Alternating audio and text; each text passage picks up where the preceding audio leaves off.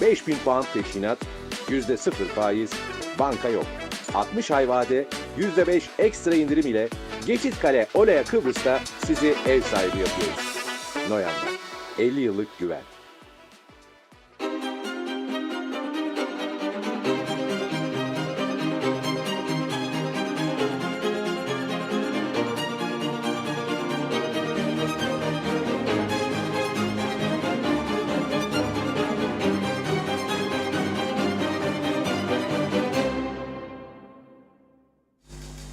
Sevgili izleyenlerimiz merhaba. TV 2020 ekranlarında Gündem Özel programında Diyalog Medya Grubu Genel Yayın Yönetmeni Reşat Akar'la birlikte sizlerleyiz. Geciktik, hemen konuları aktaralım sırasıyla.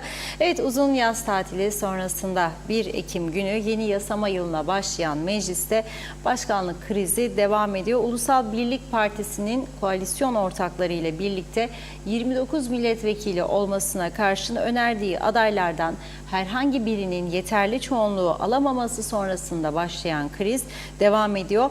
Meclis Başkanı Zorlu Tören'in yüksek tansiyon şikayetiyle özel kolon hastanesinde 2 gece yatmasının ardından taburcu edileceği belirtildi. Ulusal Birlik Partisi Meclis Grubu Genel Kurul toplantısını açmak için törenin yeniden aday gösterilmesini kararlaştırdı. Ancak törenin bugün meclise gidip gitmeyeceği bilinmiyor. Meclis Başkanı'nın seçilmesi için anayasanın öngördüğü süre bugün doluyor. Ancak törenin meclise gidip gitmeyeceği bilinmiyor dedik. Konuyla ilgili olarak Ulusal Birlik Partisi Genel Sekreteri Oğuzhan Hasipoğlu'yla canlı telefon bağlantısı kuracağız. Cumhuriyetçi Türk Partisi Genel Başkanı Tufan Eroğlu'nun da meclisin açılması konusunda Ulusal Birlik Partisi Genel Başkanı ve Başbakan Ünal Üstel'e sunduğu 2 maddelik önerinin detaylarını vereceğiz. Evet, siyasette yaşanan olumsuzluklar vatandaşları gelecekle ilgili kaygılandırıyor. Konuyla ilgili röportajlarımızı da sizlerle paylaşacağız. Son olarak ülke siyaseti meclis başkanı seçimine ve erken seçim tartışmalarına kilitlenirken yakın bir gelecekte ülkenin ilaç sıkıntısı ile karşı karşıya kalacağı belirtiliyor. Bu konuyla ilgili olarak da Eczacılar Birliği Başkanı Umut Öksüz'le canlı telefon bağlantısı kuracağız. Evet, buyurun Reşat Bey. Evet, herkese hayırlı günler dileyerek başlayalım. Biliyorsunuz Yüce Meclis 99 günlük tatilin ardından 1 Ekim günü yeni yasama yılına başlamıştı. Fakat o gün bugündür hala meclisin başkanı seçilemedi. Anayasaya göre sürenin bugün dolduğu belirtiliyor. Peki anayasanın bu hükmüne rağmen eğer meclis başkanı seçilmezse ne olur? Kıyamet kopar mı, kopmaz mı?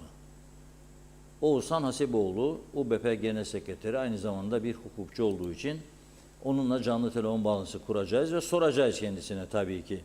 Ancak biraz geriye gidelim.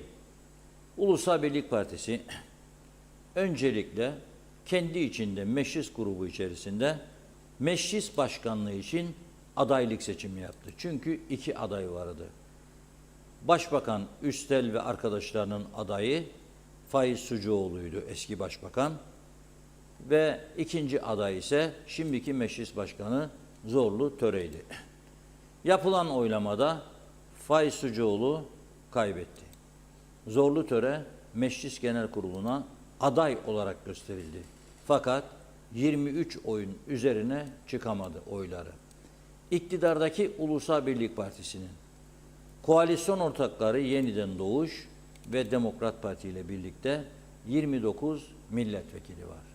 6 milletvekili neden acaba Zorlu Töre'ye oy vermedi? Bunların bir tanesi Faiz Sucuoğlu'ydu ki parti meclis grubu tarafından aday gösterilmeyince sinirlenip tepki olarak meclisi terk etmişti. Ve ondan sonra da meclise geri dönmedi Faiz Bey.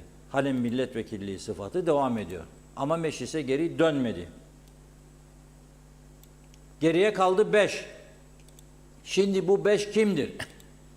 Gösterecek sana Ünal Üstel gününü diyen o 5'li grup mu Hasan Taçoy'un başkanlığındaki?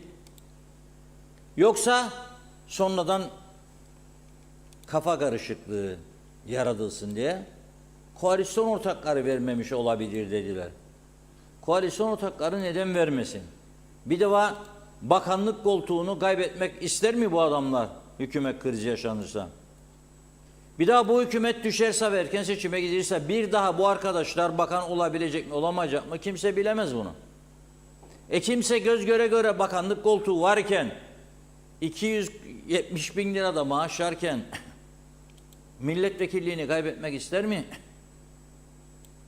Yani Hasan Küçük Bey bakan olmak ister. Dün bağladık söyledi istiyorum dedi.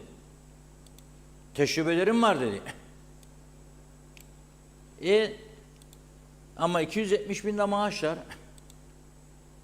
Kazanıp kazanamayacağını garanti edebilir mi birisi kendisine tekrar seçim olursa? Yok. Neden o zaman bu yapılıyor? Şimdi burada bütün Kıbrıs Türk halkının değerlendirmesine sunmak istediğim bir görüş var.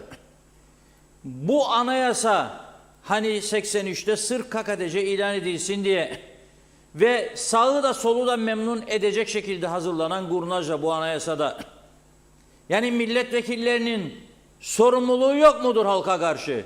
Yani ben küstüm beni seçmediniz. Madem geliyorum sırtımı dönüp ama maaşı da almaya devam ediyorum. Var mı böyle bir lüksü? Var mı böyle bir lüksü? Var bu anayasaya göre demek ki. Bu doğru bir yaklaşım mıdır? Hayır değildir. Bu doğrudan halkına ve milletine ve devletine ihanet değil midir bu ya? Hem maaşı alacağım bu nereye benzer? Adam inşaat şirketi var, firması var, bir bina yapıyor. İşçisini ödüyor, işçi işe gelmiyor. İşçi işe gelmediği zaman ödemeye devam eder mi onu patron? Hayır. Bunlar neden ödüyor devlet bunları? Var mıdır böyle bir lüksü milletvekilinin küstüm, darıldım bilmem ne? Sonra gelelim diğer konuya. Dün söyledim, bugün bir kez daha tekrar ediyorum. Ali Pilli Bey'in de zorlu töreninde ciddi bir hastalığı yoktu hastane gittiklerinde. O yüzden devlet hastanesine gitmeyler zaten. Sosyal medyaya bakıyorum. Bunların hastane parasını devlet mi ödeyecek? Büyük bir ihtimalle öyle anlaşılmıştır ama ödeyemez. Öderse Sağlık Bakanı sorumludur, buradan söylüyorum. Söylüyorum. Eğer benim meclisimin başkanı halen devam ediyor görevi ve eski bir Sağlık Bakanı ve milletvekili devletin hastanesine güvenmiyorsa da özel hastaneye gidiyor, benim gittiğimde özel hastaneye paşa paşa ödediğim gibi ki maaşımın üstünde zaman zaman ödemek zorunda kalıyorum. Yani bir vatandaş olarak gidersen bir yere mesela bir efor test yapacağım. Ben Güney Kıbrıs'ta 800 eurodur. Olmaz arkadaş. Devlete ödedemezler. Sağlık Bakanı'na buradan çağrı yapıyorum. Ödeyemezsiniz bunu. Herkes kendi ödeyecek. Ve gene ben uzman bir doktordan aldığım bilgiye göre ikisi de tansiyon şikayetiyle gidiyor Kolağan Hastanesi'ne. Tansiyon 15'e 8 çıkıyor.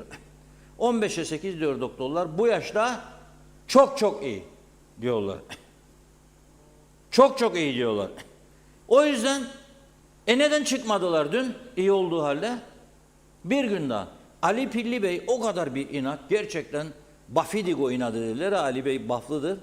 Baflılarda böyle bir inat varmış. Ölürüm de bilmem ne falan diye. Bilmiyorum bütün Baflar öyle mi? Bir de anjiyo oldu. Ama anjiyosu temiz çıkmış, hiçbir şey yok. Yok zaten. Hay bir insan durup durduğu yerde anjiyo olmaz. Kendi Sağlık Bakanı'dır, doktordur. Doktorlar, uzman doktorlar önce bir şeyler görür muayenede de gerek görürse anjiyo. Mesela yüksek tansiyon var, ne bileyim bir takım belirtiler var, kontrolda bir takım şeyler bulur. Uzman doktor o zaman anjiyo önerebilir size. Senin hiçbir şey yok. Tansiyonla normal. Ben bir anjiyo olayım, durumu göreyim, meraklandım demiş olabilir. Hakkıdır, insan hakları var. Doğal hakkıdır. Ama bu meclisin kilitlendiği dönemde bunu yaparsa ben de bir vatandaş olarak diyorum ki bu bir oyundur. Bu oyuna gelmemesi lazımdı. Siyasetçinin ve halkı da getirmemesi lazımdı. Ben öyle düşünüyorum. Meclise gidersin, vermezsen vermezsin oyunu, tekrar senin adayına. Ya bir cesur milletvekili ararım, çıksın desin ki bu oyun bitmiştir be arkadaşlar artık. Bu oyun bitmiştir desin. Bu üçlü koalisyona mensup bir milletvekili ararım. Cesur. Ben kaybettim. Aday gösterildim. Hastaneye gideceğime yatayım da oyalayayım, kilitleyeyim meclisi. Çünkü halk bunu görüyor. Ve seni seçen ve seçtiren partine ve halka bir yerde saygı dışı bir hareket olarak görüyorum ben bunu. O zaman kürsüye çıkar dersin ki arkadaşlar ben bu görevde olmazsam küserim, darılırım. Ben burayı isterdim gene. Olmadığına göre meclisi de bırakıyorum, gidiyorum, biter bu iş. İstifamı ile diyorum, gidiyorum. Bitti. O da yok. Şimdi beni İstanbul'dan bir arkadaş arar. Orada yaşayan, Kıbrıs'ta çok iyi bilen. Diyor ki rezil oldunuz diyor. Burada herkes diyor sizin oyununuzu, kara gözlüklerinizi konuşur diyor. Yok ya dedim, kara gözlük deme, bu demokrasinin gereğidir. Yok diyor, demokrasinin gereği değil. Değil. Eğer demokrasinin gereği den söz ediyorsak dürüst olmak lazım. Bu koltuğu ben isterim deme hakkı yoktur kimsenin. Her şey gelip geçilir. Bakın Faiz Bey 3 defa hükümet kurdu gitti. Sonuncusu galiba 5 gün ya da 3 gün sürdü. Dedi adayım meclis başkanlığına. Kaybetti. Saygı göstermesi lazımdı. Ama o da gitti. Töre. Seçilmedin mi kardeşim? Şimdi Ulusal Birlik Partisi içerisinde gayet adımdan emin olduğum bir şekilde aldığım bilgiye göre Zorlu Bey'in mesajı şu oldu partisine. Beni yeniden aday gösterin, gelip meclisi açayım. Ya da açıktır meclis, açık görünüyormuş. Tufan Bey öyle diyor. Meclis kapanmış değilmiş, kapatmadan gitmişler diye. Meclis açık görünürmüş. Ama açık değil meclis, içeride salonda kimse yok. Nasıl açık görünür? Bu da anayasada eğer böyleyse halka atılmış bir kazık ve devlete. Bu da fiyasko. Açık olmayan meclis açık görünürmüş. Mikrofona geçip kapattım meclisi demediği içinmişmiş. Demediği içinmişmiş.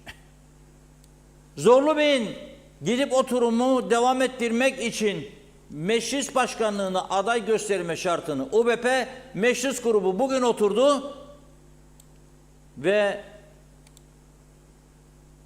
karar aldı. Kutlu Evren'e dediler kusura bakma kardeş, sen bir fedakarlık yap. Çünkü gelip açmayacak, kilitlendi. Ülkenin de çok sorunu var. Bitirelim bu işi ya. O da demiş tamam ya ben ısrarlı değilim. Oylayalım Zorlu Bey. Oyladılar. UBP meclis grubu Zorlu Tören'in yeniden aday göstermesi kararını aldı. Zorlu Tören'in hastaneden taburcu edileceği bildirildi. Fakat daha sonra ben dinlemedim bilmiyorum. Bir iddiaya göre oğlu demiş ki tansiyonu değişken olduğu için meclise gitmeyecek, buradan doğruca eve gidecek demiş. Burada iki ihtimal var. Gerçekten tansiyonu değişkendir de biz bilmiyoruz. Veya bize bilgi veren sağlık uzmanı doktor bilmiyordu. Ya da sırf şaibe altında kalmasın diye bak başkanlık adaylığı garantilenince yataktan hasta yatağından kalktı gitti. Onun için bir gün sonraya bırakmış olabilir. Bu da anayasa değil. Kimin umurunda anayasa babayasa ya? Yani dün de söyledim. Kendi kendimizi kandırmış durumdayız. Bize bir top attılar önümüze. Ali topu tut, tut Ali tut. Biz de inandık ki gerçekten futbolcuyuk diye ya da iyi bir galecik. Yok yahu. Ne iyi bir galecimiz var, ne iyi bir golcümüz var. Mahalle takımlarıyız burada işte. Kuzey Kıbrıs mahalle takımı. Da ambargo vurmuş bize dünyada. Gidip Manchester'dan oynayacakmış bizim buradaki bir takımımız. Ya o dalga geçersiniz birbirimize. Yani birbirimizi kandırır. Şimdi Manchester'la oynayacak da oynamayınca Manchester bizim ya Beşiktaş'a Galatasaray ambargo oldu bu. 2'de 1'de. Ne oynamaz? Madem Türkiye bizi tanır, Galatasaray bizim an. Senin oyundan oynayacak bir takımın mı var ya burada? Kendi kendimizi kandırır. Ya Allah aşkına ya. İngiltere'nin mahalle takımıyla oynayabilecek bir takım var mı burada? Bırak Manchester'i. Mahalle takımıyla. Kendi kendimizi kandırarak bugünlere gelmiş durumdayız. Bunun sonu hiç de iyi olmaz. Zaten gidişat belli. Gidişat belli. Gidişat belli. Ben buradan çağrı yapıyorum Zorlu Bey'e. Ya tansiyonu yüksek de olsa. Bakın İlker İpekdal diye bir doktor vardı. Tanınmış bir doktorumuz var. Nöroloji uzmanı. Kısa bir paylaşım yaptı. Şöyle diyor. Atatürk hasta yatağından kalkıp Hatay'ı kurtarmıştı. Bu yüzden hastalık durumu bazen görecelidir diyor. Tabii o Atatürk'tü. Bir tane Atatürk çıktı Türkiye'de.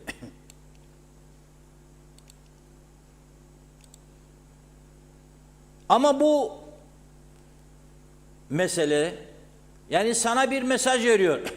Diyor ki hasta da olsan ülkeni kilitlemen ya. Tansiyon benim mi çıkar düşer ya tansiyonum her gün 2 defa 3 defa.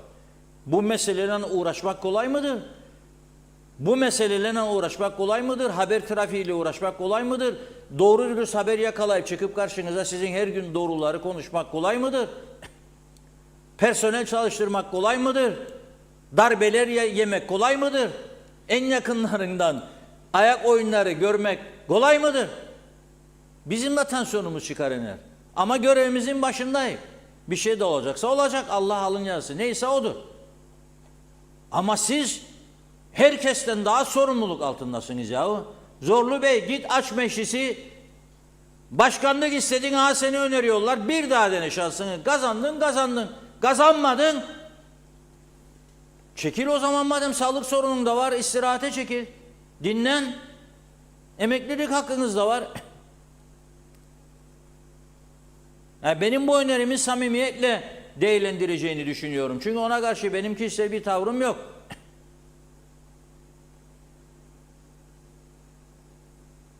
Ama gerçekleri de artık bu saatte konuşmamız lazım. Konuşmamız lazım.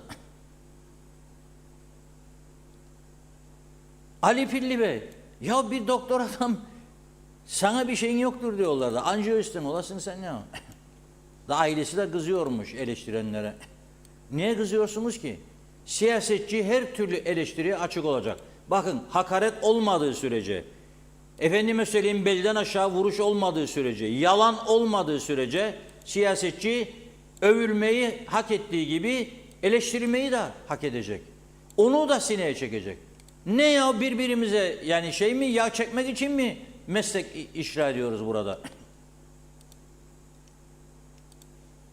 Biraz da doğru yönde değerlendirin ya. Hassas olmayın bu kadar. Siyasete girdiyseniz eleştirileceksiniz de. Bunu da saygıyla karşılayacaksınız. Yok ki bak ne isterler bizden sağlığımızda oynuyorlar bilmem ne. Yok öyle bir şey. Niye ki istesin ki? Allah'tan iyiliğinizi sağlığınızı istiyoruz hepinizin de. Ama hakkınız yok. Bir ülkeyi bu kadar en azından Türkiye'deki vatandaşların yanında bu kadar küçük düşürmeye hakkınız yoktur diyorum ben. Yani bu Kıbrıslılar böyle midir, bu kadar beceriksiz mi insanlar mıdırlar demelerine ben üzülüyorum ve kabul etmiyorum bir Kıbrıslı Türk olarak. Ben diyorum ki Türkiye'dekilerle yarışabilecek çok insanımız var diyorum. Her zaman savunduğum fikir budur. Ama bu siyasi tablo bizi yerde süründürüyor be birader. Yazık günahtır. Yani o mu seçecek? Bana ne kim meclis başkanı olduysa? Ne görevi var zaten? Yani orada oturup Cumhurbaşkanı gittiğinde vekalet etme ve 3-5 tane korumayla sağa sola ışıkları yakarak Mercedes'ine kadar gidip gelme içinse bu iş, gelin ben size benim arabamı vereyim, ışık kadar kaymışsınız, gidin gelin. Bir de arkadaş vereyim, şoförlüğünüzü yapsın ya. Ne olacak? Buysa amaç. Ama şunu düşünün. Gittiğinizde bir köy kahvesine size mi daha çok hürmet gösterir vatandaşlar, yoksa güvendiği, sevdiği, saydığı insanlara mı daha çok? Gidin bir bakın bakalım. Artık gördüğünde siyasetçiyi vatandaşlar sırtını dönmeye başladı. Bu sizi rahatsız etmiyor mu ya? Bu sizi rahatsız etmiyor mu? KKTC'nin meclis başkanı oldun ya bakanı ya bakmanı. Ne olacak? Ne değişecek hayatında? Yani kendi kendimizi kandırarak geldik bugünlere diyorum. Hep bunu söylüyorum. Gerçekten kandıra geldik. Yani bir oyun attılar önümüze. Biz de bu oyunun ciddi olduğunu düşündük. Ya yoktur aslında böyle bir şey. Ve 2 gün 3 gün sonra New York'a gidecek Cumhurbaşkanı ve oturacak Hristo Dilis'in karşısına da diyecek ki eşit egemen senin hakların ben de işte bana da uçaklar inecek, sana da inecek, beni ayrı devlet görecekler, Birleşmiş Milletler'de benim bayrağıma çekecek. Kim ya? Hristo Dilis'in yerinde olsam o an kalkar masadan giderim. O an. Neyi kabul edecek ya? Neyi kabul edecek? Onların meclis başkanı Anita Dimitriou dün söyledim. Bugün Çin'de çok yoğun temaslar yapıyor. Yardım istiyor. Bakın bir taraftan AB üyesidirler. Batılı ülkeleri idare ediyorlar. Bir taraftan Çin'e gidiyorlar. Çin'i idare ediyorlar. Bir taraftan Arap ülkelerini idare ediyorlar. Ürdün kralı geliyor işte gene birkaç hafta sonra Kıbrıs'a. Akdeniz'de kıyıları bulunan Avrupa Birliği üyesi 9 üye ülkenin toplantısına ki bunun içerisinde İtalya ve Fransa liderleri de var. Ürdün kralına şeref konu olarak davetleri geliyor. Kabul etti gelecek. Arap ülkeleriyle de mükemmel ilişki var. Katar'la, Kuveyt'le, Suudi Arabistan'la, Mısır'la. Dün telefonla görüşmüş. Christodoulidis, Mısır Devlet Başkanı Sisi ile. Biz de neyle uğraşırız? Meclis başkanı kim olacak? Ha bir de önemli bir mesaj var. Bunu unutmadan söyleyeyim de. Bu arada da Turizm Bakanımız, Turizm Çevre, Gençlik Kültür Bakanı ve Başbakan Yardımcısı Fikri Ataoğlu bugün İsrail'e haddini bildiren bir açıklama yaptı. Gazze'ye yaşattığı insanlık suçu ve tarih boyunca unutulmayacak demiş. Bunu söylemek zorundayım çünkü Netanyahu şimdi bu mesajı aldıktan sonra bütün savaşı durdurabilir gerçekten. Çok önemli bir mesaj gördüğüm için okudum bunu. Memleket bu halde. Meclisi konuşun bana bırakın. Senin bu mesajın İsrail'e ulaşmaz. Turizme bak bana. Gana alıyor otelciler, turizmciler. Çarşı gana alıyor. Ona bakınız bana. Türkiye'de bir tane tanıtım reklamı yoktur Turizm Bakanlığı'nın. Göremiyorum ben. Bu tanıtma fonunun paraları nereye gidiyor Fikri Bey? Sayın Bakan, senin birinci derecede ziyaretçin, turistin Türk turisttir. Türkiye'de bir tane turizm reklamı göremiyorum ben. Hayır gazinoları koymayın. Ülkenin kaldıysa kalan güzelliklerini koyun. Yenilediğiniz yine limanını koyun. Sabahleyin Sultan Hanım buradaydı. Funda Hanım'ın konuydu. Böyle 3-5 dakika dinleyebildim kendini. Kültürümüzü yaşatmalıyız dedim. Molihiya'dan bahsetti. Molihiya geceleri düzenleyin gelsin Türkiye'dekiler. Yedirebilirseniz yedirin Molihiya'yı. Mumbar da deneyebilirsin. Şeftali kebapçıyı da. Lezzeti kaldıysa tabii şeftali. Hellim da kaldıysa hellim dadı. Ben Türkiye'de bir tane reklam göremiyorum. Senin birinci pazarın Türkiye. Yunan adalarına gidiyorlar. Canlanın biraz be arkadaşlar. Türk turistler Yunan adalarına gidiyor. Türk turistler Yunan adalarında geziyor, tozuyor, ucuz yemekler, lokantalar, tavernalar ve gazinolar. Paralar oraya gidiyor. Açın gözünüzü sonunda hepimiz kan ağlayacak bunun içinde. Maaş ödeyemeyeceksiniz. Bırak İsrail Gazze'yle Türkiye uğraşıyor zaten.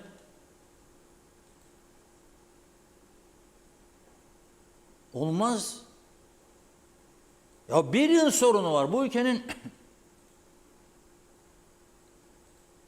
Bir yıl sorunu var. Hırsızlık, soygun, uyuşturucu patlamış vaziyette. Adam çalışma iziyle ülkeye geliyor bizim. Gidiyor bir ev kiralıyor. Evin bahçesini meğer uyuşturucu tarlası yapmış. Adam maydanoz biçer gibi haşhaş biçer. Ve satar para kazanır. Çalışma izni var. Hangi şirkette çalışıyor? Dandik çıkıyor şirket. Yok öyle bir şey. Açın gözünüzü. Hani kaçak kayıt dışılık vardı. Bakın söylüyorum. Bu ay sonundan itibaren Ekim sonundan itibaren kayıt dışılık bir o kadar da artacak. Aklı olan hiç kimse size gelip de kayıt yaptırma sigorta ihtiyaç sandığı parası ödesin. Çünkü sen artırdık sonra %19.19 artış yaptın. Maaşları yükselttik sonra sen primleri de yükseltiyorsun ve o şekilde emekleri ödeyeceğini düşünüyorsun. Sen alemin kurnazı zannedin kendini ama aslında değilsin. Aslında sen ekonomiyi darbeliyorsun. Bırak Rum'un ambargosunu. Esas ambargo kendi içimizde bizi yönetenlerdedir. Siz uyguluyorsunuz ambargoyu. Siz vuruyorsunuz darbeyi bu halkın başına. Benim primlerimi yükseltiyorsun, sen beni batırıyorsun demektir işletmelerimi. Nasıl ayakta duracağım? Nasıl mücadele edeceğim? Mümkün değildir. Ve meclis başkanı kim? Bana ne kim olacaksa olsun. Hay o oldu da bu oldu da ne değişti zaten bugüne kadar? Ne değişti bu memlekette? Meclis başkanları çok gördük. Ne değişti o günden bugüne? Memleketin ihtiyaç duyduğu yasaları yaptırabildiniz mi? Onu söyleyin bana. Taşınmaz mal komisyonu çalıştırmak için gerekli olan yasayı geçirebildiniz mi meclisten? Yok. Şimdi bütün Rum mülklerinin üzerinde oturanlar sancılıdır. Sancılıdır. Uluslararası hukuk bu uygulanmaya başladığı gün nüfusun %75'i sokakta olacak. Sizin bulurlarsa tabii soracaklar hesabını. Nerede bulacaklar sizi? Oturun bitirin bu işi ya bir an önce. Oturun bitirin, bitirmezseniz buyurun seçime. Ha seçim mi değiştirecek? O bilemem ben. Değiştirir değiştirmez bilemem. Ya da topluca istifa edin. Hay bir olağanüstü hal ilan edin. Bir kurucu meclis getirin o zaman. Bakın ben iddia ederim. Bir yıl bir kurucu meclis getirin buraya. Bir yıl halk seçsin kim girecek kurucu meclise. Ben iddia ederim bir yıl sonra siz gelip teşekkür edeceksiniz. Ya biz yapamadık siz yaptınız diye. Yapılır bunlar çok kısa sürede. Niyet olması lazım. Koltuğu düşünmeden çalışmak lazım.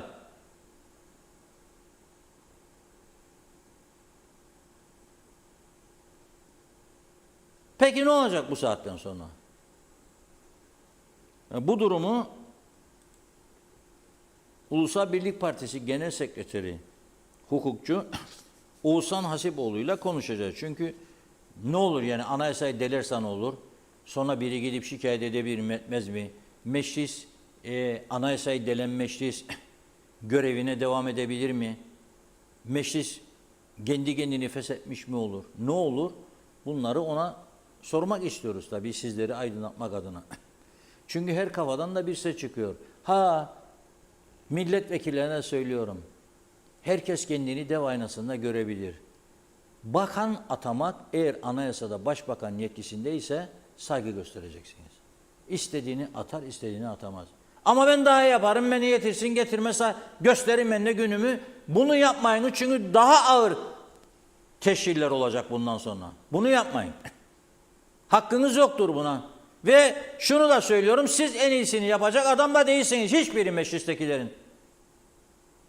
5 tane teknokrat ismi önereyim size. Kabul ederseniz getirin yönetime. Bakın görün bir sene sonra ne olur bu ülke. Hazır mı? Evet, telefon bağlantımız hazır. Oğuzhan Bey hattımızda. Hoş geldiniz yayınımıza. Merhaba. İyi yayınlar diliyorum. Oğuzhan Bey. Merhaba Reşat Bey. Dün de aynı sorun oldu. Arkadaşlar alışın bu telefon bağlamasına artık ya. Ya da falcı Elmaziyan'ı mı getireceğim? Bura okusun üfürsün yüzünüze. Duyabiliyorum Reşat Bey. Beni duyabiliyor musunuz? Tamam bizim şimdi duyuyoruz. Nasılsınız Oğuzhan Bey? Sağ olun. Meclisteyiz. Evet. Meclis oturumunu açabildiniz mi? Meclis oturumunu şu an Meclis Başkan Vekili Sayın Fazilet Özdenefe açmadı biliyorsunuz gün içinde. Bizim Evet. bu konuda yazılı bir talebimiz de oldu. Hı hı. Çünkü şu an iş tüzük gereği bir yokluk durumu vardı gün içerisinde ve dün de dahil olmak üzere. O yokluk durumu da neydi? Sayın Zorlu Tören'in hastanede olması. Dolayısıyla vekaleten açması gerekiyordu. Ancak grup kararımız var dedi. Açmayacağız dedi. Dolayısıyla bize göre meclis iş düzlüğünü ve anayasayı ihlal etti. Ama biz Ulusal Birlik Partisi olarak yaptığımız istişarelerden sonra meclis başkanımız temasa geçtik. Ve saat 19.30 itibariyle Sayın Zorlu Töre meclise gelecek. Sağlık durumu da çok şükür sanıyorum iyiye doğru gitti. Bir şekilde gelecek. Geleceğini de meclise resmi olarak bildirdi. Dolayısıyla vekillik ilişkisi sona eriyor. Asıl meclis başkanı gelip saat 19.30'da meclisi açacağız. Peki siz Zorlu Bey'i aday gösterme kararı aldınız değil mi bugün parti meclis grubu toplantısında?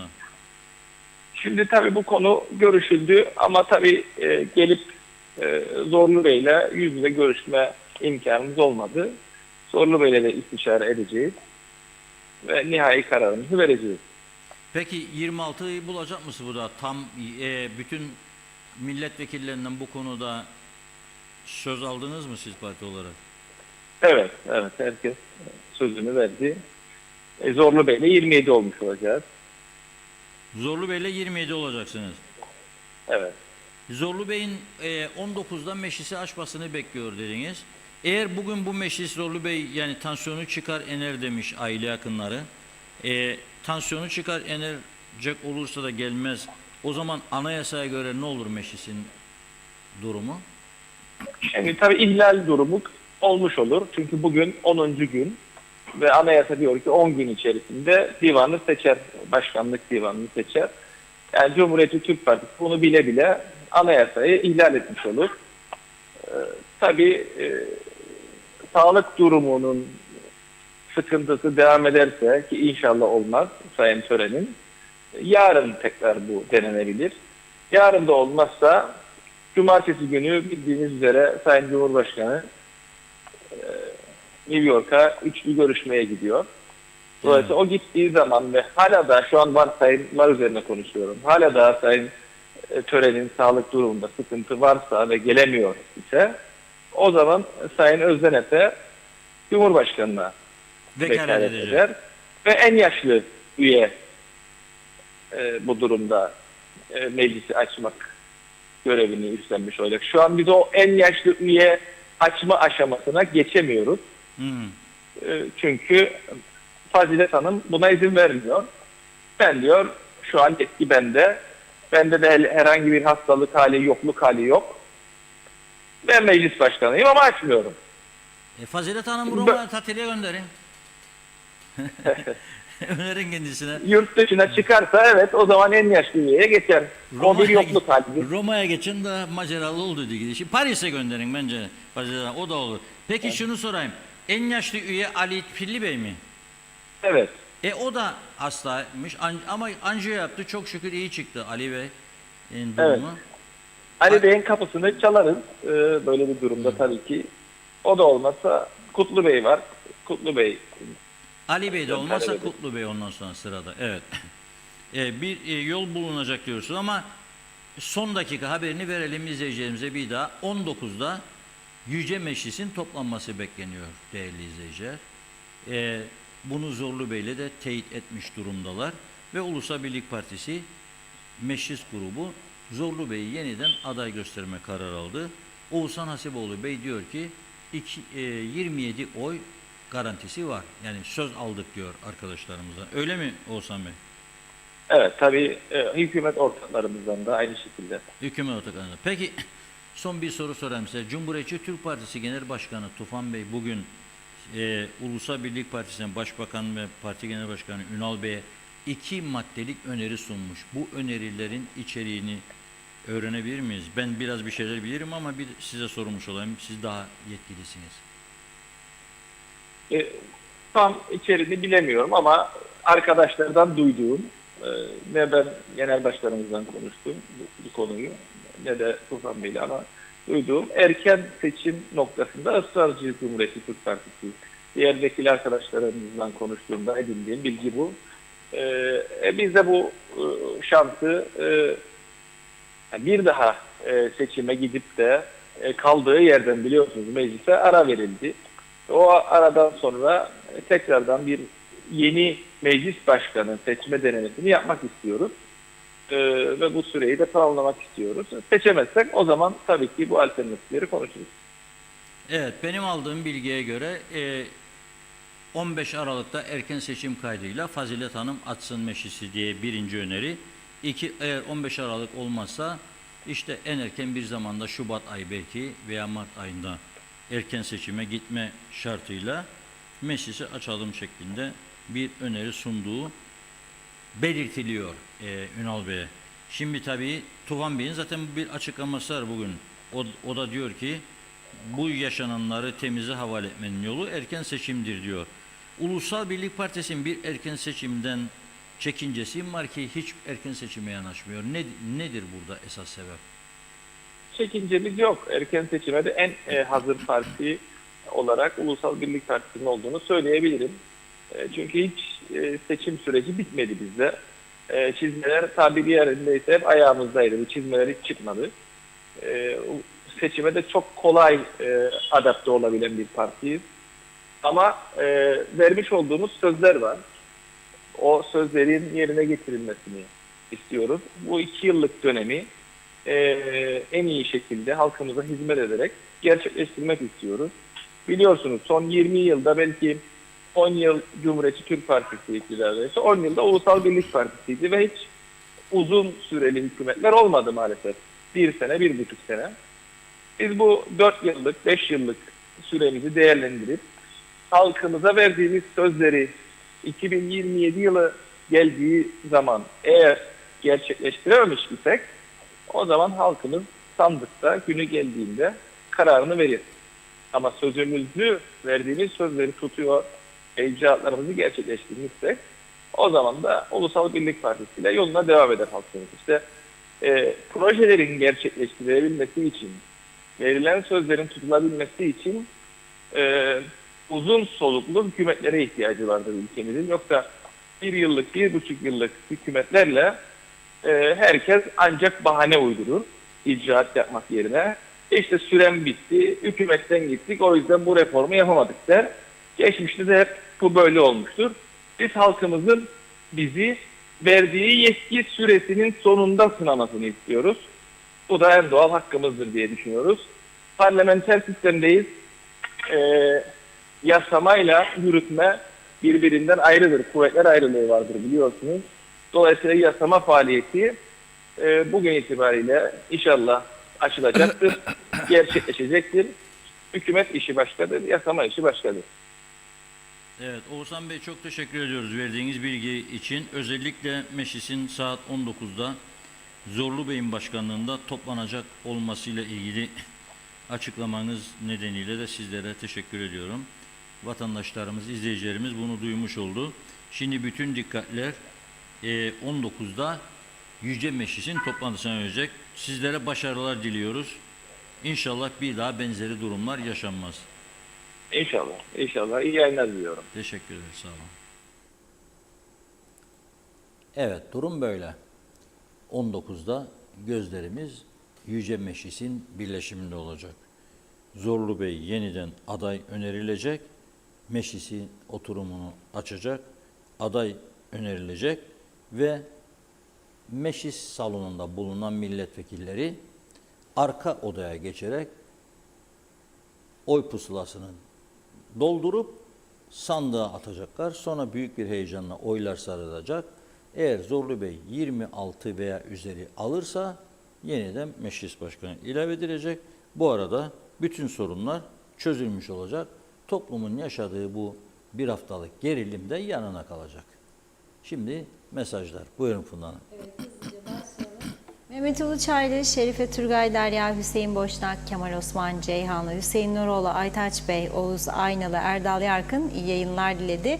Ayhan Demirtaş, Ayşe Ahmet, Rahme Beyoğlu, Şenol Tatlıcıoğlu da iyi yayınlar, selamlar demiş. Mehmet Şenler, Zeliha Adaman, Tema Yavaş, Ayşen Evsa Türkmen, İzzet Ahmet, Serdar Cesurer, Eser Yurteli de iyi yayınlar diliyor. Yıldan Şensen selamlar, iyi yayınlar. Osman Rakibet, Manolya Şahin de iyi yayınlar diledi. Teşekkür ediyoruz. Mustafa Özcan bakalım koltuk tansiyonu düşürecek mi? Herkes gülüyor. Allah için bu kadar da olmaz demiş. Hilmi Budalı, bir zorlu dünyaya bedeldir Reşat Bey. Ne partisiydi bu diyor. Celal Harun, bugün 10 Ekim Dünya Ruh Sağlığı Günü.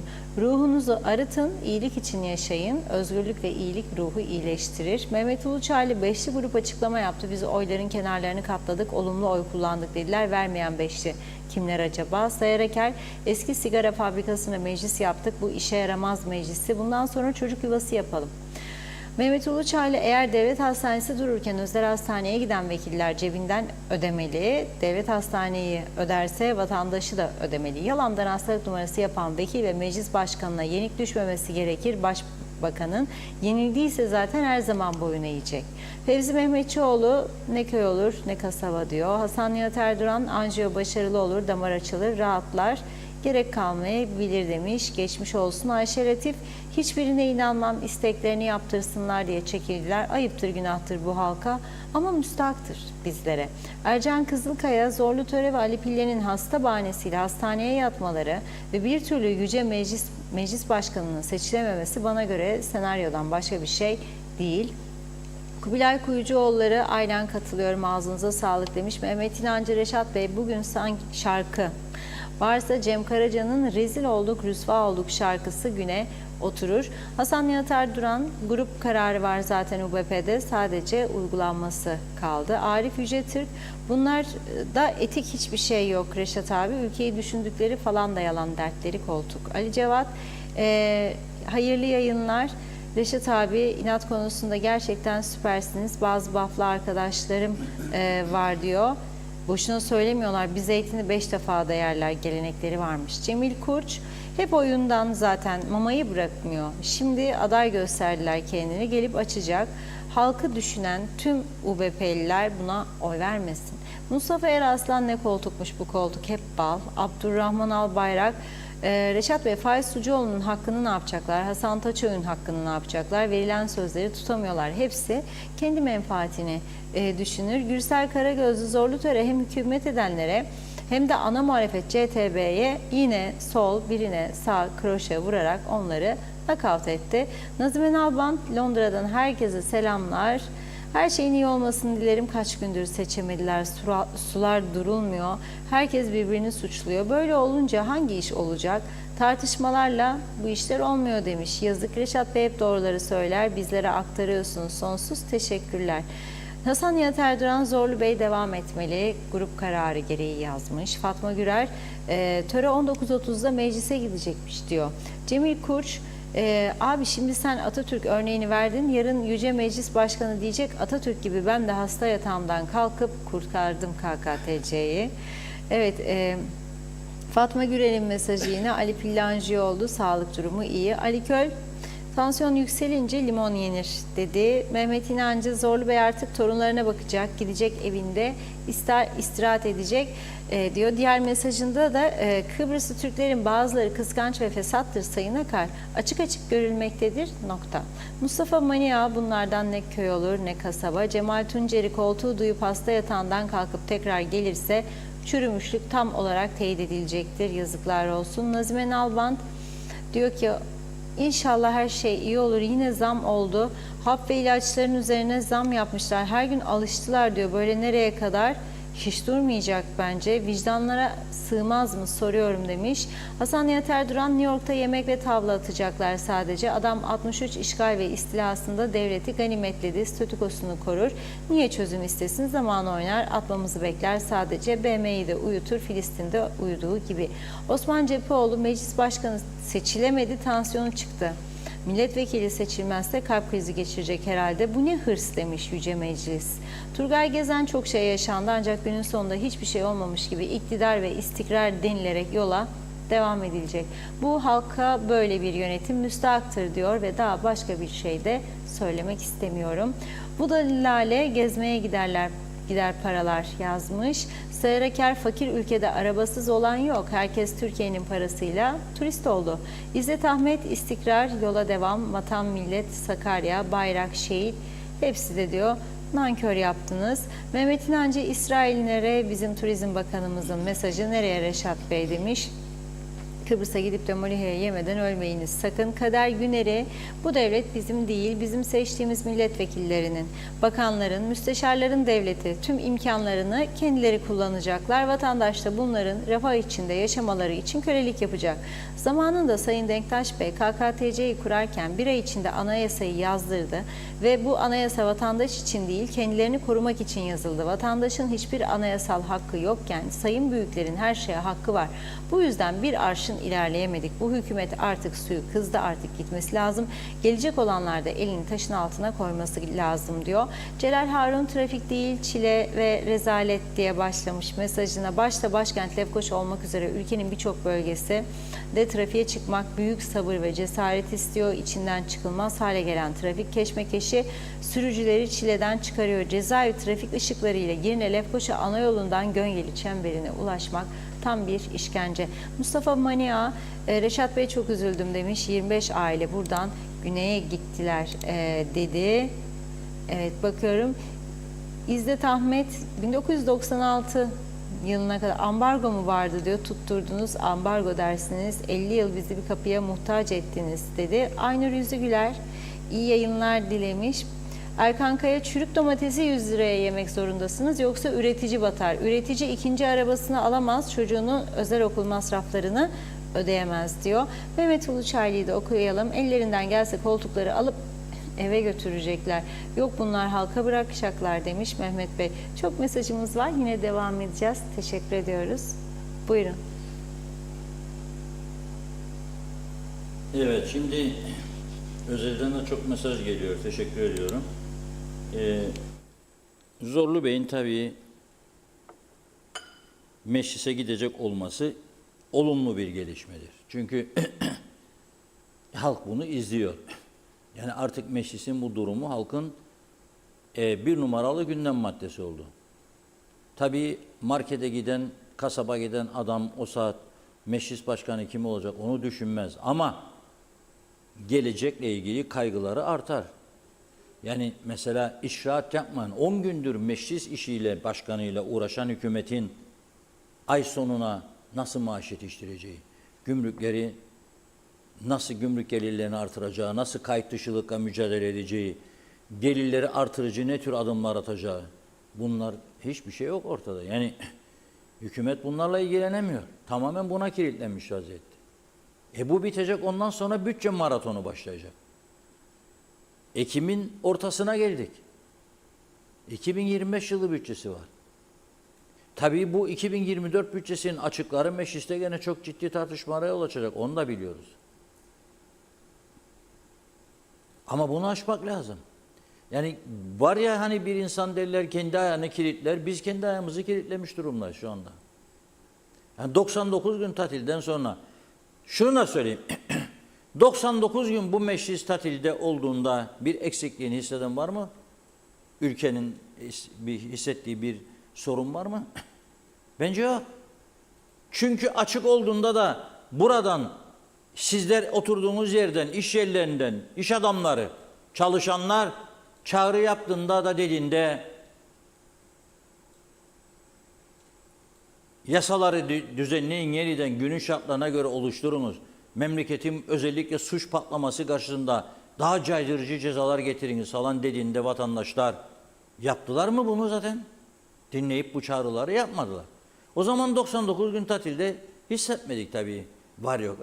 İşin gelişi eleştiriyoruz. Çünkü maaş alıyorlar. Maaş alıyorlar. Bu anayasa 83 yılında hangi şartlarda hazırlandı hepimiz biliriz. Bir, Türkiye'de o zaman askeri idare vardı. Askeri idare döneminde orayı ikna ederek Ankara'yı bu adımı attı Denktaş Bey. Bu adımı atarken de bizim sol kesimin aleyhte olma ihtimalinin yüksek olduğunu bilerek onları memnun edici birçok madde koydurdu anayasaya. Ve şimdi onun sıkıntıları yaşanır. Mesela bir sıkıntı, saat 8'de okula gidecek öğretmen, 8.30'da diyecek ki hadi hoppala yavrum şinanay, grev var bu iş okulda. Ve okul yöneticileri, müdür başta ve öğretmenler aileleri arayacaklar, geri gelin okula, alın çocuğunuzu götürün. Ailelerin çoğu devlet memuru. Zaten işler yürümüyor devlet dairelerinde. Bırakacak işi, geri gidecek. Çocuğa kime bırakacak çocuğu? Bırakacak birisi yoksa. Diyecek müdüre, gelmiyorum müdürüm, çocuğu okuldan attılar. Bu ne? Böyle bir anayasa mı olur? Böyle bir hak ve özgürlük mü olur? Birisi de bugün bana gazetedeki köşe yazımatı yazmış. Sizin diyor kurumunuzda diyor sendika var mı? Benim kurumumda sendikaya ihtiyaç yok. Ben sendikanın talep edeceğinin daha iyi şartlarını yaratırım çalışanlarıma. Ne koyacağım sendikayı buraya? Ne ilgisi var bunun? Yani demokrasi dediğiniz sendikaların saat 8'de okula gidip 8.30'da heşa açıp bana kapattım okulu demesidir yani demokrasi. Öyle zannedersiniz siz. Aha o yüzden mahvettiniz bu memleketi. Bu kafalardır bu ülkeyi bu hale getiren. Bakın bakalım güneyde var mı benzeri durum? Mausa Limanı'nı özelleştirelim diye bir laf çıktığında ortaya. Aha bu kafalar saldırıya geçti hemen. Yakarık yıkarık da vermeyik de peşkeş meşkeş. Adam Mausa Limanı'nı özelleştirdi. Ne oldu? 2 gün, 2'şer saat eylem yaptı sendika. Ondan sonra geri adım attı. Bitti bu iş. Ayanapa'da marina, yat limanı. Mısırlı şirkete verdiler çatır çatır. Biz burada geldi Lapta'da kursun marinayı, kovduk adamı. Peşkeş dediler. Kovduk adamı. Da şimdi de anladırık molihamızı, bumbaramızı. Ne ya ama? Zannedersiniz yani dünyayı bizi döndüren en akıllı insanlar, biz dünyayı çeviren bizik yani. Ama bunları tabii siyasetçiler verdiler bunları 83 yılında. Ve bir daha da düzeltme yoluna gitmediler. Anayasayı kilitler mi ya? Mahkemeleri kilitler mi? Bir devletin anayasası mahkemeleri kilitler mi? 1983 yılında kaç tane suç işlenirdi bu ülkede? Hayır çıkın açıklasınlar hesapları görelim. 100, 150, 200, 500, 1000. Şimdi 25.000. 1000 suça bakan Anayasa Mahkemesi'nde yargıç sayısı 8 koydunuz o zaman veya 7. Daha fazla olamazmış. Olabilmesi içinmiş anayasanın değişmesi lazımmış. Halk oylaması lazımmış. Yargıç sayısını yükseltebilmek için. Bu kendi ayağına kurşun sıkmak değil mi? 25.000'e çıktı, 30.000'e çıktı suç dosyaları. Bakamıyor. Ondan sonra da geç gelen adalet adalet değildir. Vay sevsinler sizi. Geç gelen adalet nasıl erken gelecek? Yargıç olsa baksın. Sende suç patlaması var. Yargı nasıl bakacak buna? Polisi ararık yolda polis göremiyoruz ya da polis nerede göreceksin polisi? Polisin sayısı eksik. Eksik sayıda çalıştığı halde makam sahipleri koruma ister. Polis dersin 10 kişi, polis dersin 15 kişi. Bir Afrikalı yakalanacak, uyuşturucudan ya şiddetten 5 tane polis gitmek zorunda. Ne bu bazı arkadaşlar öyle emretti. Girsin içeri Nijeryalılar diye. Girsin ama bak.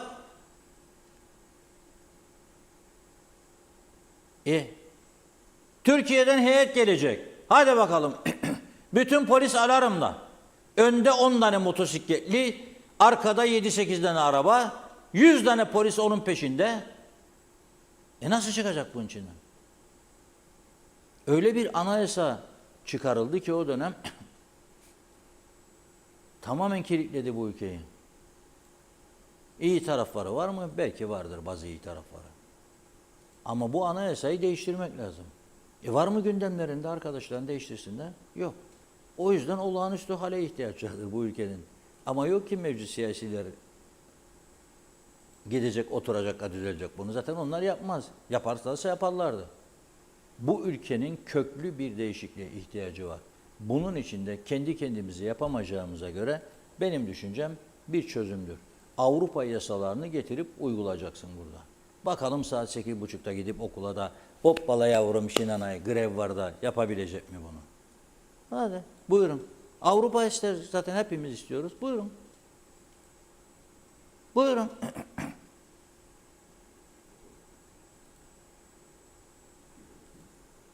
Bizim İçişleri Bakanlığımızda sürekli pasaport eksikliği olur. Anavatan pasaportumuz kalmadı, bize pasaport yolla. Ya bu utanç verici bir durum değil midir? Sen pasaportlarını kendin yapamaz mıydın? Ve senin pasaportlarının biteceğini bilmez miydin? Sen yok mu sayısızlığına bakan bunun ya oralarda. Da bittikten sonra açarına gidene diyeceksin ki şimdi pasaport veremiyorsa yoktur çünkü. Ben bunları gören bir vatandaşa çok üzülüyorum. Çünkü bugün Rum basında okudum. Adamlar kimlikle dijitale geçiyorlar. Bakın 18 yaş üstü herkesin artık dijital kimlik kartı olacak. 15 euroyu veren dijital kimlik kartının sahibi olacak. Biz nerede, onlar nerede? Evet, ilginç bir durum.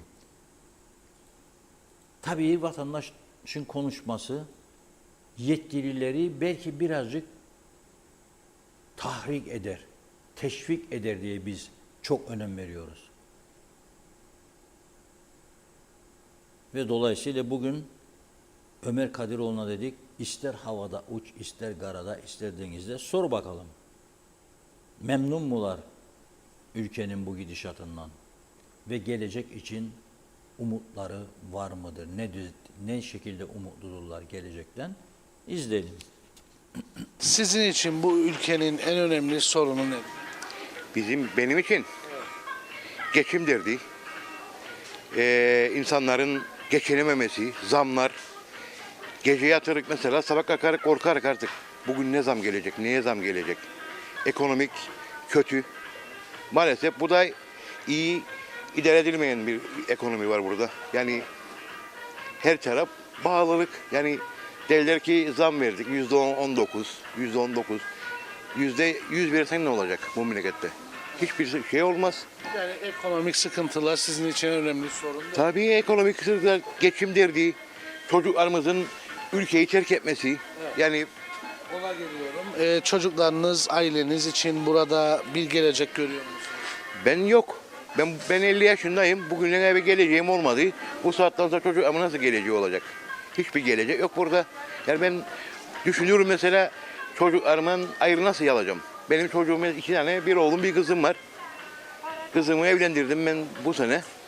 Yani bana der ki baba ben bu memlekette kalmak istemem. Çünkü yoktur yani. Olmayan bir memlekette geçim derdi var. Gençlerimizin geleceğe dönük bir planı yok burada. Yani ne yapacak çocuklar gelecek? Bu da ne olacak? Anne babalar üzülecek. Ne olacak böyle giderse? Böyle giderse yakında zaten gençlik diye bir şey kalmayacak. Zaten kalmadı. Yani senin de belki çok çocuğun vardır. Yani hangi anne baba ister çocuğundan ayrılmasını? Ayrılmak istemez ama bu hükümetin sorunudur. Devletin bir sorunudur. Yani kaç sene var? 74'ten bu yana herhangi bir taş ileriye gitmedik. Rum mesela güney tarafı bizden 40 sene geriye gitti savaşta. Ne oldu şimdi?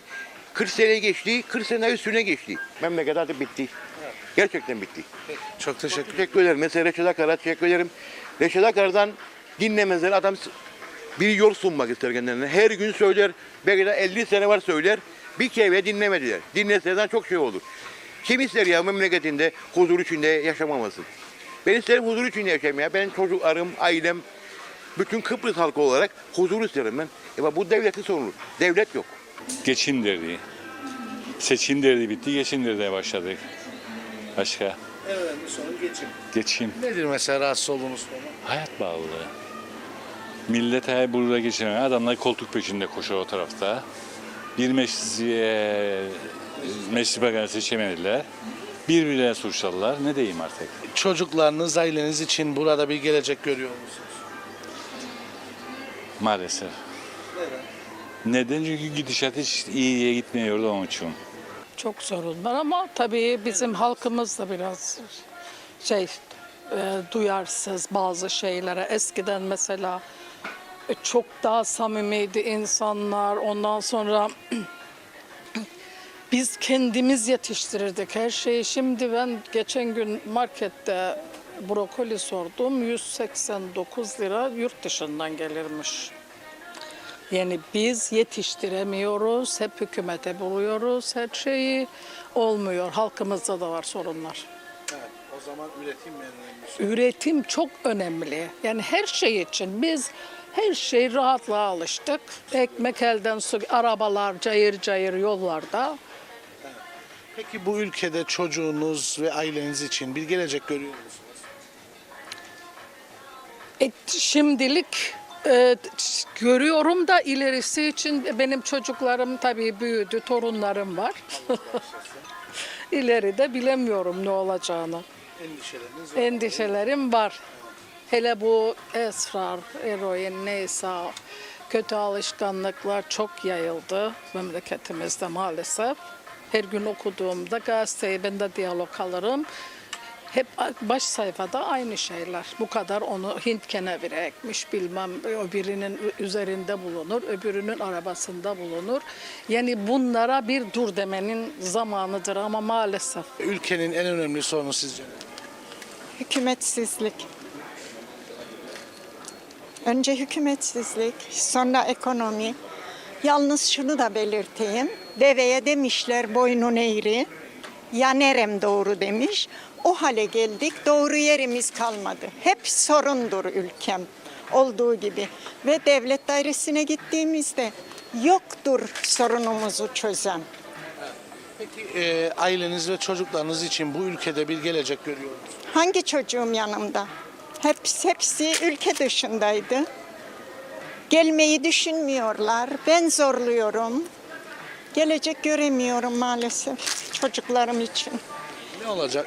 Bir de çocuklarıma bizim yaşadıklarımızı, geçmişlerini de öğretmediğimiz için maalesef bizim çocuklarımıza kötülük yaptık. Şöyle ki yaşam güzergahları üzerindeki tuzakları onlardan saklamış olduk. Dolayısıyla hem onlara fenalık ettik hem kendi kendimize. Niçin? Geçmişini bilmeyenin geleceği de olmaz bu topraklar üzerinde. O nedenle geçmişlerini öğretemediğimiz için çocuklarımıza da kendimize de fenalık ettik. Çünkü çocuklarımıza bırakacağız bu ülkeyi, bu toprakları. Nasıl bırakacağız? Torunuma ben nasıl böyle bir ülke bırakacağım utanmadan? Yani baştakilerin de yetkililerin de bunu düşünmesi lazım. Artık koltuk kavgasını bırakıp, hep ben diyorum bu en son kavgada Osmanlı'nın yıllarca süren 1402-1413 Yavuz Padişah öldükten sonra Fetret dönemi diye bir dönemi vardı. O dönem tarihlerde kargaşa dönemi, karmaşık dönem diye geçer. Hiç başta kimse yoktu. Biz o hale geldik. Fetret dönemini yaşıyoruz Kıbrıs'ta.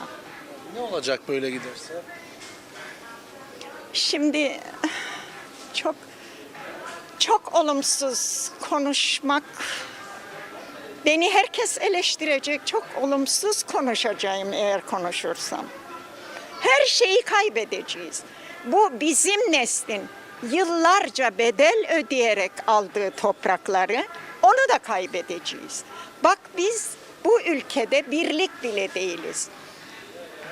CTP, isim vermeyeyim, CTP başka yöne çeker, UBP başka tarafa, zaten ne muhalefet var ne de hükümet var. Ve biz hala bazılarımız yetkili olarak bu ülkede milletvekili olarak gidip Rum'un tezlerini savunuyoruz. Federasyon diye bas bas bağırıyoruz orada. Bütün dünya bizi nasıl görür artık? Dünya der mi bunlara bir bakalım nedir istedikleri? Madem ki federasyon istiyorlar, birleşsinler Rum'la. Biz birleşmedik mi 63'te Rum'la? 63'te değil, 60'ta Cumhuriyet kurduk. Ne yaptı? Öyle insanlar var, 11 ay sonra ben burada geçiciyim, hakiki olacağım diye beni çıkardırım diyor. Bunları yaşayacağız eğer biz Rum'la birleşirsek. Ama anlatamıyoruz bazılarına bunları maalesef. Ekonomik. Ekonomi. Ne yaşıyorsunuz mesela ekonomiyle ilgili? Ekonomide yani bir gün aldın, ertesi gün yahut da bir hafta sonra fiyatlar hep değişiyor genellikle. Alım gücü düşüyor. Ondan sonra yarın ne yapacağını bilemediğin için önünü de göremiyorsun. Yani sıkıntı burada. Peki bu ülkede çocuklarınız ve aileniz için bir gelecek görüyor musunuz? Şu anda pek fazla görünmüyor gibi görünüyor. Neden? Çünkü önünü göremiyorsun. Yani ne yapacaksın sen de bilemiyorsun. Yani bir karar veremiyorsun ileride ne olacağını. Her gün her şey birden değişiyor yani. En önemli sorunu kamu erkinin beceriksiz olması, yönetememesi, yönettiğini sanması ve bu şekilde. Yani gelecek görmesek herhalde burada kalmayız. Çünkü burası bizim memleketimiz. Başka nerede yaşayabiliriz? Herkes kendi evinde, kendi ülkesinde yaşar. Yani 63'teki, 74'teki sıkıntıları çok yaşadık. Dolayısıyla kendi ülkemizden başka sığınacağımız, kalacağımız, yaşatacağımız bir ülke yoktur. Uyuşturucuya meyletmesi, şiddete meyletmesi bunlar hayra alamet gelişmeler değildir. En büyük sorunu bence bir otorite boşluğu var ve bu otorite boşluğunu hiçbir şekilde dolduramıyor. Dolduramamakla birlikte üstüne her gün bir şeyle daha katıyor. Bana göre en büyük sorun bu. Görmek mümkün mü? Göremiyoruz çünkü otoritenin dediği gibi boşluğunu dolduramadığımız için ilerisi gözükmüyor açıkçası. Evet doğru, aynen öyle. Ne olacak böyle giderse? Böyle giderse ne olacak? Hep birlikte göreceğiz. Yani evet, göremiyoruz evet. Yani böyle bir şey yok. Yani benim mesleğim mimar. Yani planlamak, programlamak çok önemli bir şey. Fakat bunu planlayıp programladığını görüyoruz insanları.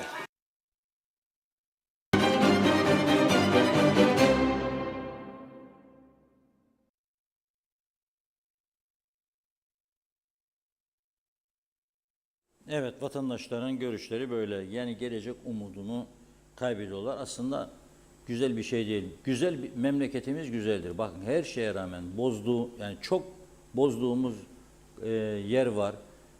Çevreyi bozduk. Ne bileyim ben doğal kaynakları tahrip ettik. Ama her şeye rağmen güzel bir ülkemiz var.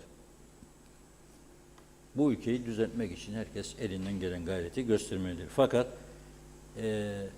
gerçekten ciddi sorunlar da var. Onlara çözüm bulmak lazım. Bakın Yüce Meclis hala başkan seçimiyle uğraşırken bu ülkeyi kısa bir süre sonra belki bir hafta belki 10 gün sonra ciddi bir ilaç krizi bekliyor.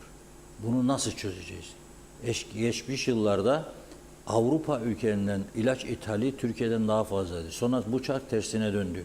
Şimdi Türkiye'de 2'de 1 fiyat ayarlaması olacak diye firmalar ilaç üretimini durduruyor veya azaltıyor. Piyasada darlık başlıyor.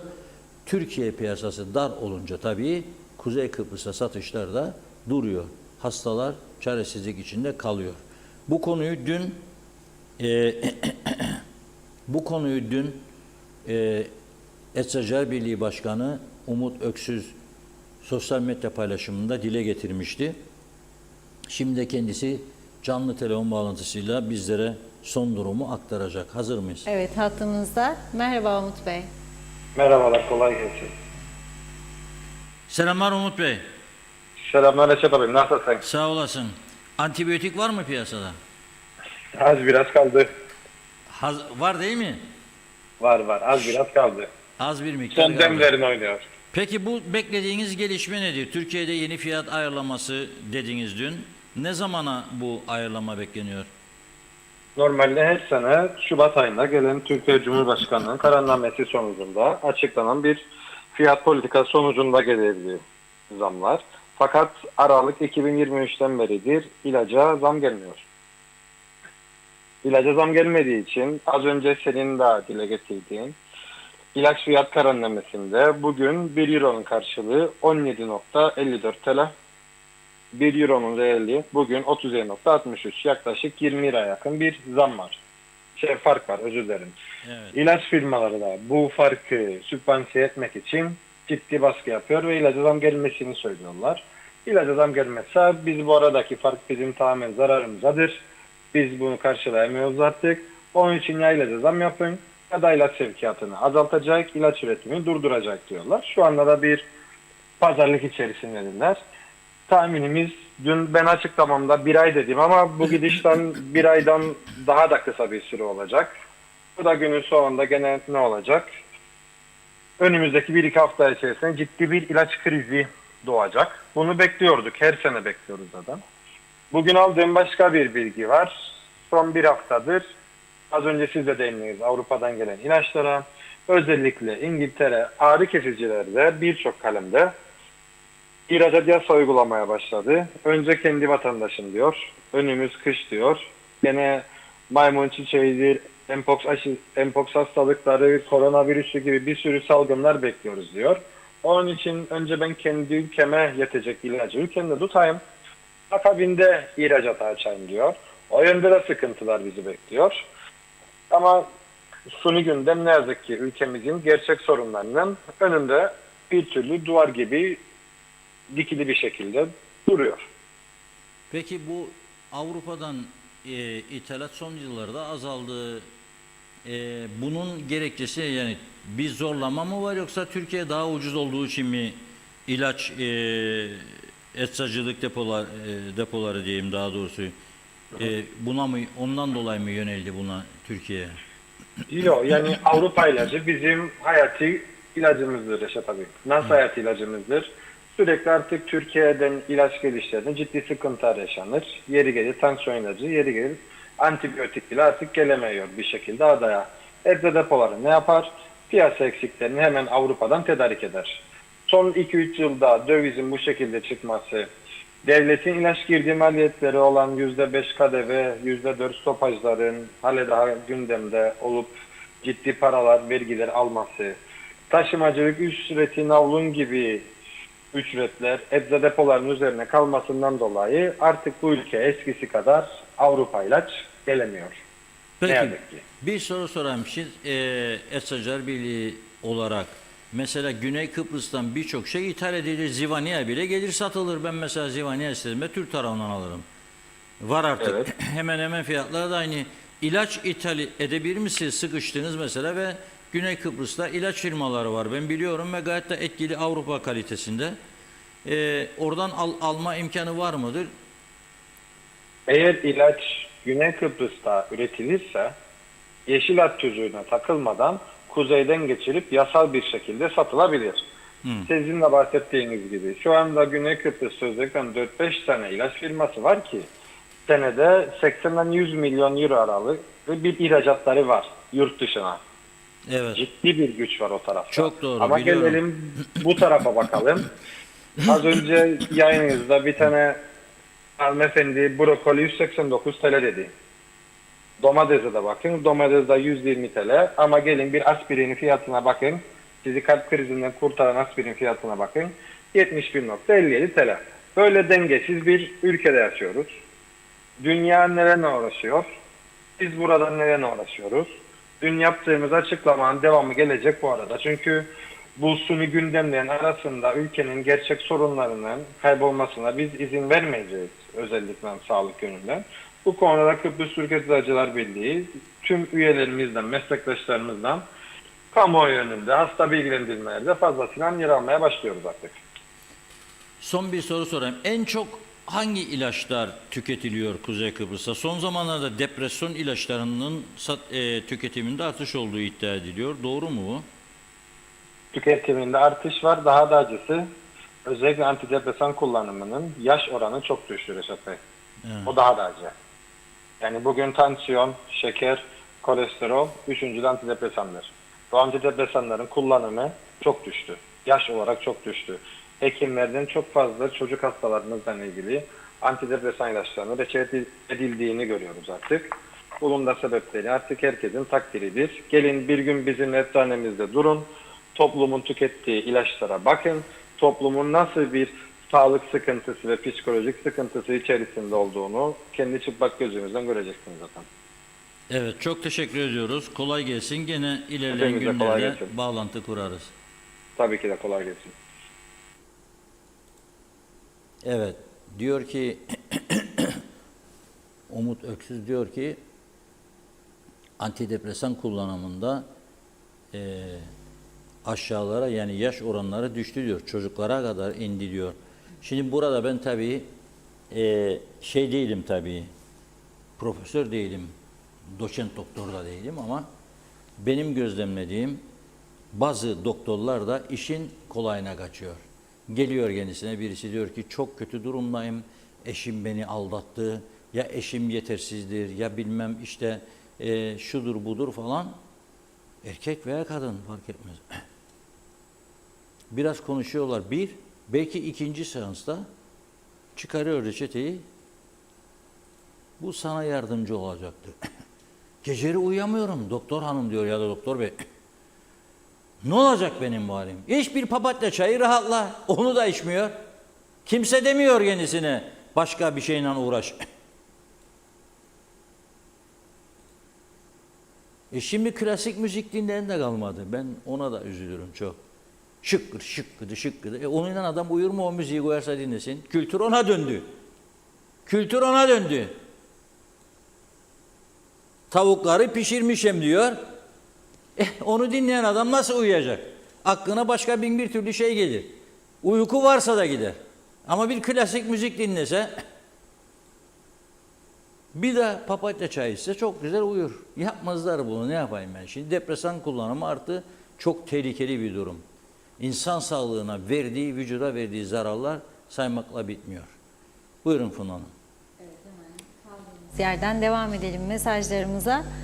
Fikret Gönlübol, Zarif İnce iyi yayınlar diliyor. Mehmet Ali Özdemir, Tatlısu'dan selamlar, hoş vakitler dedi. Evet, Osman Bene de herkese iyi akşamlar dilemiş. Uğur Dilem, Oğuzhan Bey'i eleştiriyor diyeyim ben.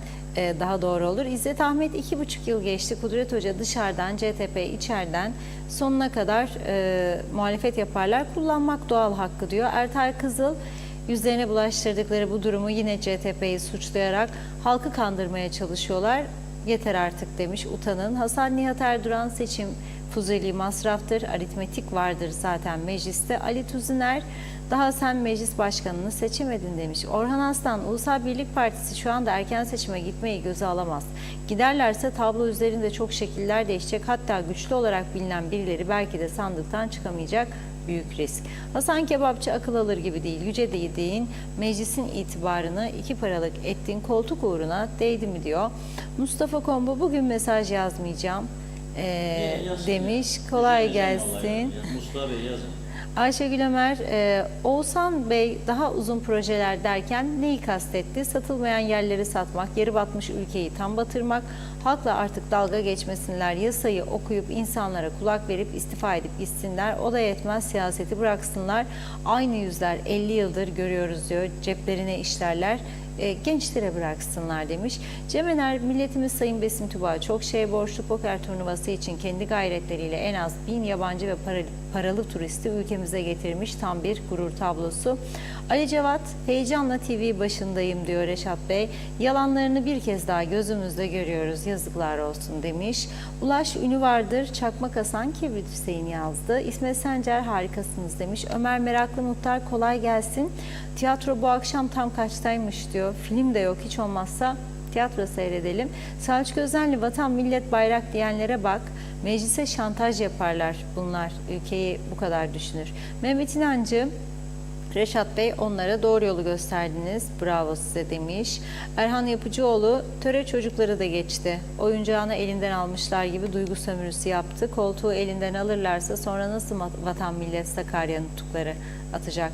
Mehmet İnancı, Zorlu Bey, çağrınıza uyarak meclise gidiyor. Yüce Mecliste şenlik var bu gece demiş. Ülke sorunlarını düşünsünler artık, yoksa halkın tepkisi çok ağır olacak dedi. Altan Cumhur, bu ülkede seçim şart, bunların ömrü doldu demiş. Koltuk kavgasından başka bir şey görmezler. Halk sefalet içinde. Güner Kadir, bizim meclis bütün vekiller tatile yollamak lazım. Gidişleri olur da dönüşleri olmayan bir uçak bulmak mümkün mü? İsmet Ezel, o makam zorlu töreye yakışır, oyuna gelmesin demiş. Tanıtım var emlakçılar ve belediyelerde İstanbul Turizm Fuarı'nda diye bir diğer mesajında ekledi. Hasan Kebapçı, Altından koltuk gidince yüce dediği meclisin itibarını düşünmeden çekip gittikten sonra gel de şaka yaptık koltuk senin dediklerinde koşa koşa gelecek zafer kazanmış komutan edası ve 2 paralık ettiği meclisin itibarını düşünmeden. Celal Harun vatandaş ekmek kavgası peşinde siz koltuk sevdası Allah sonumuzu hayretsin diyor. Hasan Nihat Erduran vergi listeleri cennetiz der. Nasıl iş yapacak devlet? Mümkün değil ki. Çağrı Sontaç külliyeye kaç polis isteyecek acaba? Yetişmez polis sayısı. Ömer Köse Zorlu Bey'in yanında mecliste bir doktor olması lazım çünkü rahatsızdır belli olmaz. Salih Taşkın yaradana kul muhalefet meclisten istifa etmiş UBP seçime gider. Bu seçimde Ünal Üster, Kutlu Evren, Atay Cafer seçilir diyor.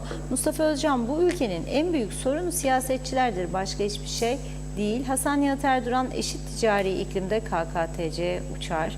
Fatma Gürer merak ediyorum hangi kurum kaldı özelleşmeyen? Özelleşen kurumlardan halk ne kazandı diye sormuş. Hasan Kebapçı çocuğun topunu aldılar küstü ben oynamam dedi. Altlarından koltuk gidince vatan sevgileri de ortaya çıkmış oldu. Öyle dedikleri gibi egemen devlet olsa bunlar vatana ihanetten yargılanır. Celal Harun evlere geçim derdi girdi. Gelecek korkusu hemen herkesi etkiledi. Vatandaş sadece bir günlük sebze meyveye 800 bin lira harcadığına isyan etti. Ali Taner Kocano meclis başkanını seçemeyen hükümetten ne hizmet beklersiniz demiş. Ahmet Köle tansiyona depresyona en iyi ilaç kedidir. Zorlu Bey ve Ali Pilli Bey'in kedi sahiplenmesini tavsiye ederim. Mehmet Ali Dindar fırsat buldukça dinliyorum. Kuzey Kıbrıs'ı bilip iyi anlatıyorsunuz. Hayri Köreken ülke tam bir kaos. Devlet memuru yolsuzluk, sahtelik, tapuda sahte evrak kime güveneceğiz? Diploma uyuşturucu, memleket sorma Girhan'ı demiş. Markette çalışanlar hep yabancı. Bizi tanıyın diyoruz. Bizleri tanıyıp da başlarına bela mı alsınlar? Neyimize güvenecekler dedi.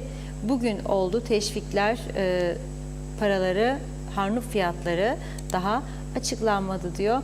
Fevzi Teke hayırlı yayınlar dilemiş. Mehmet İnancı Halk Diyalog TV'ye kilitlenmiş durumda.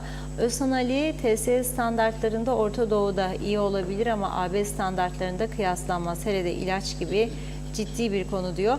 Ertuğrul Kanık tüm dünya savaşlarla uğraşıyor. Bizde birkaç tane çoktan emekli olması gereken vekilin tansiyonuyla demiş. Evet, Mehmet Yancı Reşat Bey meclisi verecek misiniz diye sordu. Şöyle bir yenileyelim, atlamayalım. Birkaç gündür mesajları tam tamamlayamadık. Çok yoğundu. Evet, şöyle bakıyorum. Niyazi Kaptanoğlu var. Neden aspirin örnek verildi demiş. Başka bir ilaç da 1100 lira diyor. O ilaç ucuz değilmiş. Celal Harun bazı doğruları savunmayan yanlış insanlar devamlı nemalanır. Doğruyu konuşan da 9 köyden kovulur dedi. Evet bakıyor. Ulus Barani var. Töre Bey ağlaya sızlaya hastalığı bahane ederek yeniden meclis başkanı olmak için üstelim at etti. Yağma üstelim böreği demiş. Osman Mene herkese iyi akşamlar diliyor. Hayri Köreken evet bunu okuduk. Evet tamamladık. Çok teşekkür ediyoruz. Buyurun. Evet bir izleyicimiz dedi ki en iyi ilaç kedidir dedi. Alın kedi sevin dedi. Sürekli izleyicilerimizden Mazhar Efsal Bey de bana özelden bir mesaj gönderdi. Bir de fotoğraf var gelecek şimdi. En iyi ilaç sevgidir diyor gördüğünüz gibi. Diyor ki ilaç bulamasak da diyor sevgi ile idare edeceğiz diyor. Evet güzel bir söz. Sevgi güzeldir. Yani insanın ruhunu dinlendirir. Hayal kurmak da güzeldir. Lüks bir hayatın içine gireceksiniz. Tatiller, altınlar, mücevherler, evler, mevler. O da güzeldir. Hayatı renklendirir. Hayal olmazsa insanlar yaşayamaz. Sonra hayaller gerçek olmazsa o zaman da başka hayal kuracaksınız. Yeni bir hayal. Dünyanın sonu gelmez ya. Polis Genel Müdürlüğü'ne bağlı ekipler dün akşam 20 ile 24 arasında denetim yapmışlar. Ağırlıklı olarak trafik denetimi. 937 araç sürücüsü kontrol edilmiş. Sizce kaç tanesine ceza kesilmiş olabilir? 937 diyorum ben. %10 mu? 20 mi? 30 mu? Söyleyin bakalım. İnanılmaz bir şey ama 937'de 386 yarı yarıya her iki araç sürüsünden biri suç işliyor. Bugün baktım Girne'den yokuşu alıyorsunuz Ciklos'a doğru, her 10 arabanın 7 tanesinin egzozundan zehir çıkar, gara gara dumanlar. Neden? Çünkü muayene yok. Neden? Tamirat yok. Para yok. Baktıramıyorum diyor. Usta diyor al git dağıtıma diyor. İdare et vaziyeti diyor. Ama usta yüzme havuzu villada kalıyor. Yahu yüzme havuzu villada kalıyorum da iş aracın şu sana ekmek teknendir. Onun egzozunu onardamıyorsun, yani motorun bakıma gönderemiyorsun. Eski yağı bitmiş, eskimiş falan filan. Yok. Bunu görüp ceza kesecek adam da yok. Yoktur yani. Polis onu görmez gündüz. Polis işte gece söylediğim saat 4 saat bakıyor böyle. Uyuşturucuya bakıyor. Ruhsatına bakıyor. Sigortana bakıyor. Çoğunun ruhsat yok. Düşünün 36 araç trafikten men edilmiş. Bu kontrolda. Bu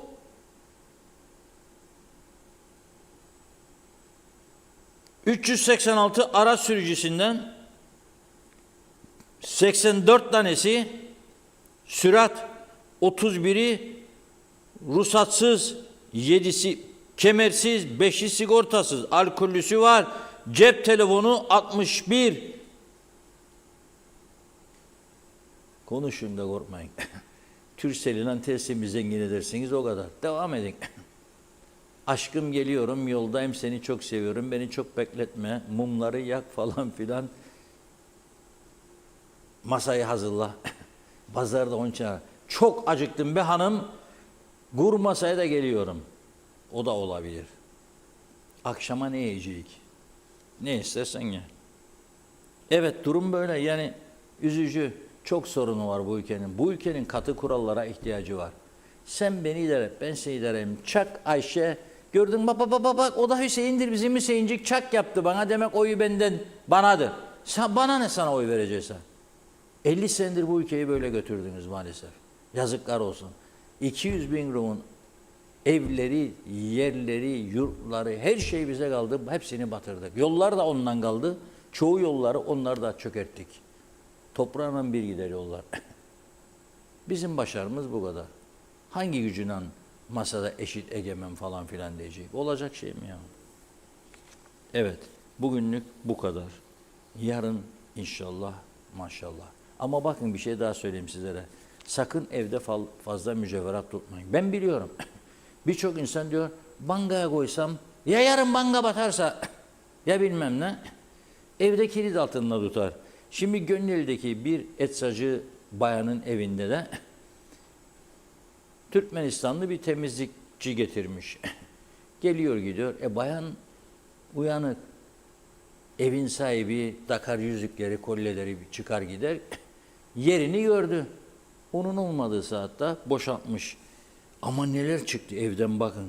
Doğrudan kuyumcu mağazası. Kuyumcu mağazası.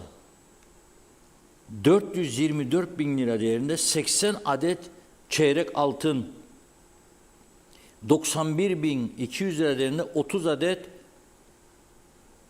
gram altın diyor. Ne gram altınsa bilmiyorum. 106 bin lira değerinde 10 adet yarım, 16 bin lira değerinde 20 adet maşallah, 65 bin lira değerinde 4 adet tam altın. Üzerinde bayanın isminin yazılı olduğu 50 bin lira değerinde altın küpe. 50 bin lira. Vay. Da biz yüzüğe 10 bin, 20 bin derler de çok diyoruz. Ne yapacaksın yüzüğü diyoruz. 70 bin lira değerinde bir adet sonsuzluk şeklinde pırlanta yüzük. 120 bin lira değerinde bir adet pırlanta kolye.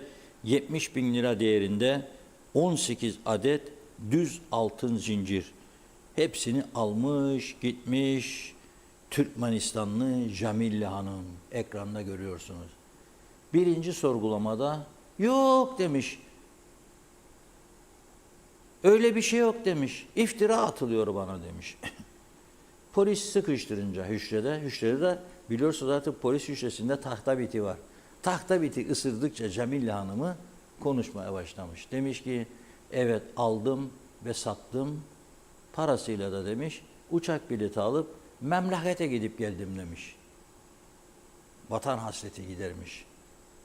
Onun için dikkatli olunuz. Benim kadınım 3 senedir bana gelir de hiçbir şey yapmaz. Belli değildir bu iş. Akıllı olan adam özellerini göstermez. Bugünlük bu kadar. Yarın inşallah maşallah birlikte olacağız ama bu akşam vereceğiz canım meşisi. Vereceğiz tabii. Yüce meşisi vereceğiz ama oraya sadece BRT kameramanı sokarlar. Bizi koymazlar. Biz düşman kuvvetlere ait bir kanal olduğumuz için sadece BRT'yi koyar. Devlet. Devlet, devlet, devlet. 3 tane kanal var. 1 ile 3 aynı yayınlar. 550, 600, 700, 800 personel. Öde baba milyarlar. Ya ondan sonra da bize reklama geldi mi? Yoktur kız şeyimiz. Efendime söyleyeyim bütçemiz yoktur. Bitirdik maalesef bütçeyi. Böyle. Burası Forever. TRNC. Meşrisi vereceğiz. Şimdiden hayırlı uğurlu olsun Zorlu Bey. Yarın çok daha büyük bir moralle yeniden göreve devam edeceğini umuyorum ben. Evet Hanım. Evet, teşekkür ediyoruz. Tamamlıyoruz sevgili izleyenler. Yarın yine aynı saatte görüşmek üzere. İyi akşamlar.